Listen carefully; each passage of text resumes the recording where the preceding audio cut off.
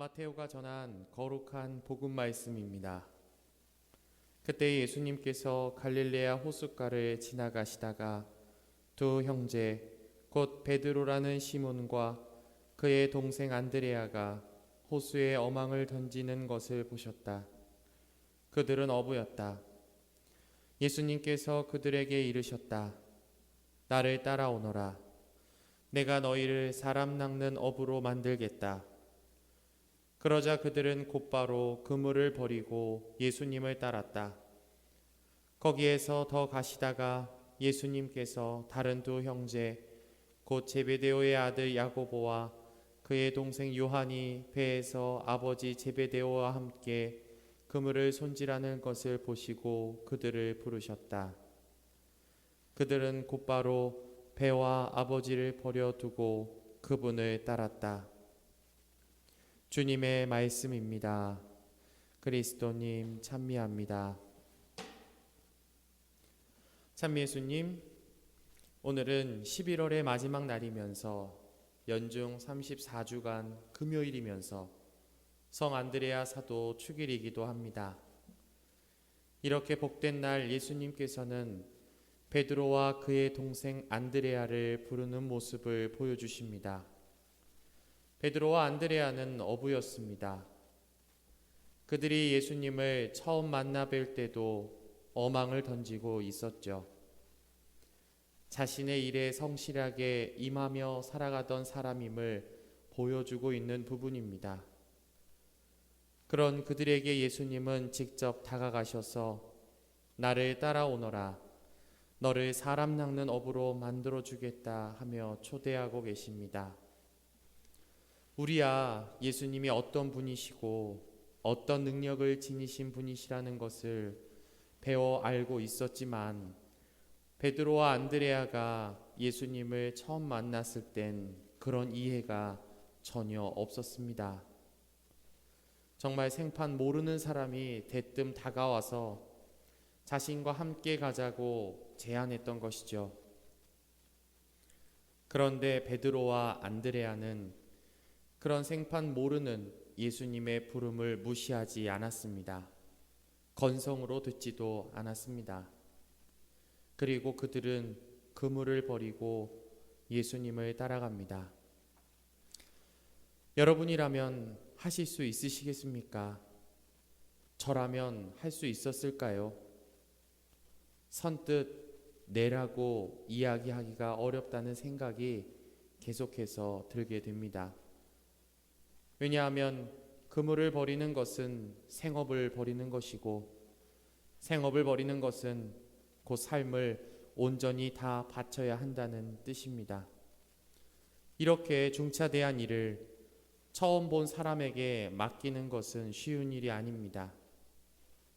저는 이 어려운 결정을 내린 베드로와 안드레아 사도를 보면서 매번 느끼는 것은 내려놓음의 어려움입니다. 베드로와 안드레아는 배움이 많은 사람도 그렇다고 지혜롭고 온유한 사람도 아니었습니다. 사회적으로 봤을 때 훌륭하다고 인정하기 어려운 사람들이죠. 그러나 그들이 내려놓는 모습은 그 누구보다도 지혜롭고 훌륭한 모습으로 이루어졌습니다. 사회적으로 인정받고 훌륭하다고 칭송받는 사람들은 하기 어려운 일을 그들은 했습니다. 제 이야기를 잠시 하자면 저는 사제로 살아가면서 필요 없는 것들이 왜 이렇게 많은지 항상 제 방을 정리하다 보면서 생각을 하곤 합니다. 그렇다고 후회하면서 잘 내려놓지도 못합니다. 가지고 있어봤자 나중에 쓰지도 않을 것을 꼭 쥐고 내려놓지도 못합니다. 하느님께서 당장 사용할 것을, 당장 배고픈데 먹을 것을, 아픈데 먹어야 할 약을 내려놓으라고 하신 것도 아닌데 내려놓을 때마다 손을 벌벌 떨 때가 있습니다. 이는 재물만이 아닙니다. 나의 집착, 고집, 자존심 등등 가지고 있어도 전혀 도움이 되지 않는 것들을 꼭 쥐고 마치 내려놓으면 큰일이 벌어질 것처럼 두려워합니다. 가끔은 내가 너무 내려놓지 않은 것 같아 선심 쓰듯 큰 것을 내려놓을 때가 있습니다. 그리고는 스스로 대견하게 여깁니다. 그런데 몰래 제 뒷주머니에 넣어놓은 작은 것을 하느님이 건드리려고 하면 버럭 화를 냅니다. 예수님, 제가 큰 거 드리지 않았느냐고, 이것만은 건드리시면 안 된다고 예수님께 반항을 합니다. 그 뒷주머니에 들어있는 것은 사람마다 전부 다르겠죠. 중요한 것은 하느님께서는 그렇게 내 주머니에 있는 작은 것까지 내려놓으시기를 바라신다는 것입니다. 그래야 하느님께서 하느님의 것으로 채워주실 수 있기 때문입니다. 오늘 독서에서 바오로 사도도 말씀하시죠. 믿음은 들음에서 오고 들음은 그리스도의 말씀으로 이루어진다고 합니다. 예수님의 비유라는 말씀을 들으셔야 합니다.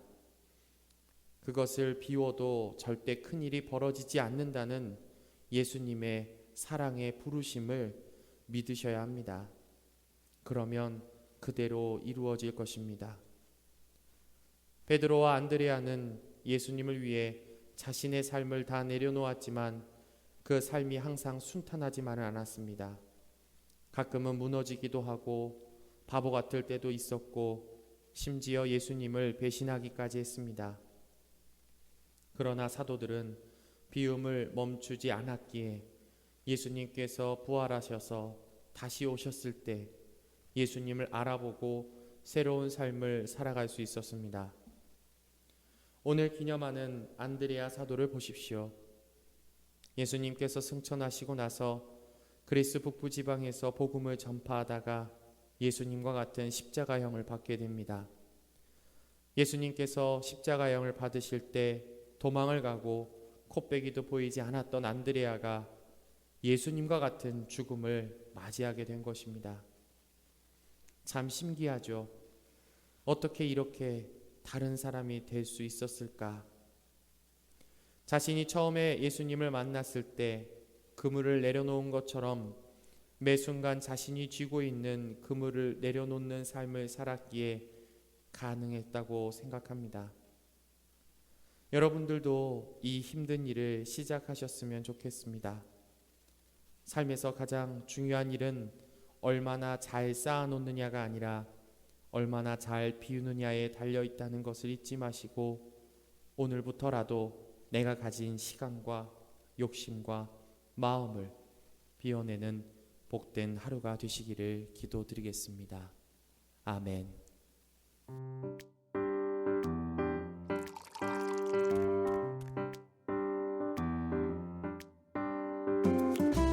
우리 가족 건강 지켜줄게요. 공부하느라 바쁜 우리 아들도, 혈압 높은 우리 아버님도, 다이어트 중인 우리 딸도, 숙취로 고생하는 우리 남편도, 아토피 걱정되는 우리 막둥이도